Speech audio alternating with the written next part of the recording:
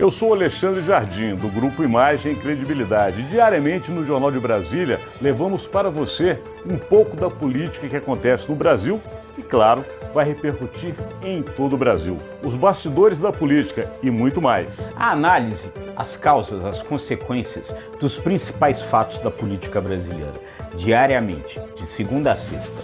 Começa agora JBR News. A Super Quinta em Brasília. Começa agora, Brasília Já. Bom dia, Rodolfo. Tudo bem, Alexandre, amigas, amigos? Estamos aí, né, Rodolfo, começando uma super quinta-feira em Brasília, cheia de fatos políticos, fatos importantes para todos os lados, que tratam de passado, presente e futuro. E como são muitos fatos, a gente vai tentar relatar para vocês aqui hoje com um pouco de análise, porque de fato o nosso tempo é curto para tamanha notícia.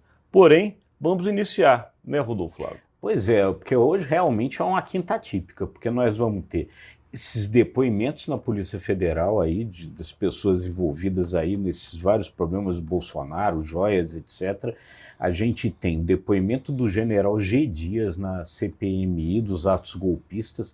A gente tem a continuação do julgamento do marco temporal de demarcação das terras indígenas e mais um capítulo dessa interminável novela da reforma ministerial que pode vir a acontecer ainda hoje. Ao que tudo indica, a reforma ministerial subiu no telhado novamente. Mas aqui, a gente já falou tantas vezes disso que vamos tratar do fato do dia. Com relação à família Bolsonaro, realmente é um dia intenso. Parece que a Polícia Federal só esqueceu de chamar e convocar o cachorro da casa, porque toda a família, os advogados, os assessores, enfim, a lista é interminável quase, né, Rodolfo? É isso aí, são 8 depoimentos simultâneos que vão acontecer. Do próprio presidente Bolsonaro, da mulher dele, Michele Bolsonaro, do ex-ajudante de ordens, tenente-coronel Mauro Cid, do pai dele, general Lorena Cid, do advogado Frederico Assef, do advogado Fábio Weingarten e mais 2 assessores do presidente. Ou seja, é uma tarde de depoimentos, um dia de depoimentos como nunca se viu na história antes. De qualquer maneira, ao que tudo indica, pelo que a gente também tem apurado aqui em Brasília, o presidente nos últimos dias, o presidente Jair Bolsonaro, no caso, e sua família, ficaram envoltos juntamente com o Partido Liberal, que é o PL, junto com advogados preparando esse dia. Ao que tudo indica, todas as perguntas possíveis de serem feitas foram feitas a Bolsonaro e seus familiares, e justamente a questão de Mauro Cid é a que mais preocupa. Por quê? Porque existe a possibilidade de, na estratégia de defesa, Rodolfo, o presidente Jair Bolsonaro deixar Mauro Cid de lado, meio que colocando que Mauro Cid, tudo que fez foi por conta própria, e não a mando de Jair Bolsonaro.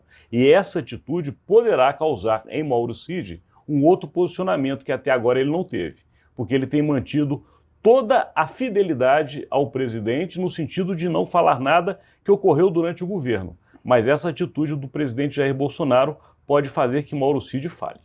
Mauro Cid é o personagem principal dessa história toda, porque além disso tudo que o Alexandre estava explicando, há um outro fator que a essa altura pode ser considerado importante. O Mauro Cid deu antes um depoimento à Polícia Federal que durou 10 horas. Então, nesse depoimento, pelo tempo que ele durou, e ele é sigiloso, ninguém sabe, a Polícia Federal não disse o que o Mauro Cid falou nesse depoimento, ele provavelmente não ficou em silêncio, ele ficou lá 10 horas.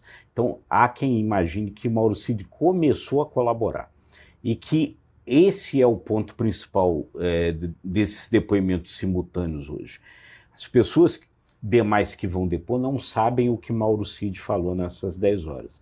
E a Polícia Federal, então, imagina que ele pode fazer com que essas pessoas que estarão depondo ao mesmo tempo possam cair em contradição com essas supostas novas informações que o Mauro Cid teria dado nesse depoimento anterior.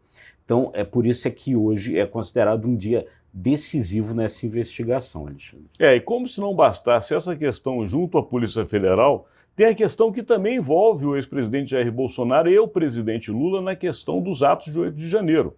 Porque o general G. Dias, lembrando a vocês, era o chefe do GSI, o famoso Gabinete de Segurança Institucional.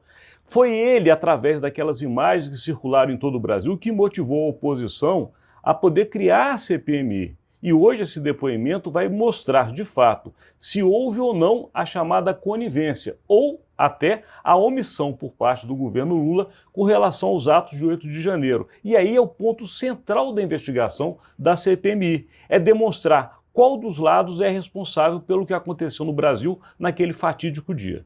Exatamente. O general G. Dias obteve também o direito de permanecer calado. Então vamos ver como é que ele vai se comportar no depoimento à comissão. Se ele ficar calado, isso talvez fique ruim para o governo, porque ele vai estar considerando aí que ele pode se autoincriminar. Então é uma situação bem complicada que a oposição ao governo certamente irá explorar muito na CPMI, quando no mesmo momento esses depoimentos todos vão estar acontecendo lá na Polícia Federal. Portanto, vocês sabem, é um dia quente em Brasília, de fato uma super quinta.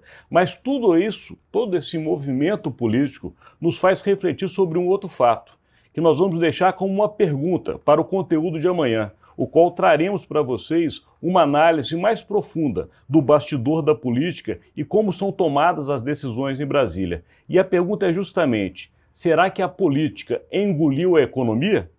Daqui a gente encerra este conteúdo de hoje, agradecendo a sua audiência. É isso aí, gente. Não perca então amanhã. E se você gostou, curta, compartilhe e se inscreva nos nossos canais. Muito obrigado e até amanhã. Até amanhã.